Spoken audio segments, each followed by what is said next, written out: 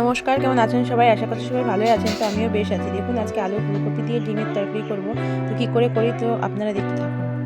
এই যে মশলা করে নিয়েছি আদা, পেঁয়াজ, রসুন, লঙ্কা, জিরে সব কিছু দিয়ে নিয়েছি। টমেটো কুচি, ধনেপাতা কুচি, এই যে ফুলকপি নিয়েছি আলু, আর এখানে আমি 6টা ডিম সিদ্ধ করে নিয়েছি।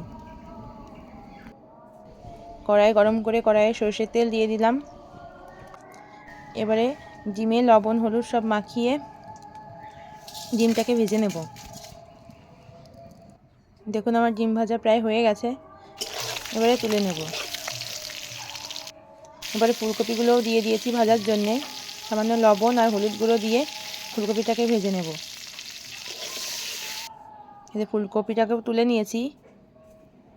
এবারে কড়াইয়ে আরেকটু তেল দিয়ে জিরে আর শুকনো লঙ্কা ফোড়ন দিয়ে দিয়েছি, দিয়ে মশলাটাও দিয়ে কষিয়ে তুলে রেখেছি।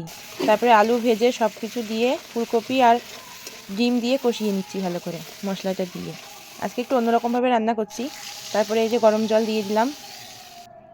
তারপরে এই যে টমেটো আর ধনেপাতাটাও দিয়ে দিয়েছি।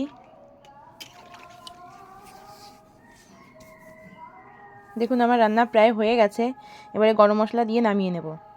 তো আমার রান্না যদি আপনাদের ভালো লেগে থাকে প্লিজ আমার চ্যানেলটাকে একটু সাবস্ক্রাইব করে আমার পাশে থাকবেন।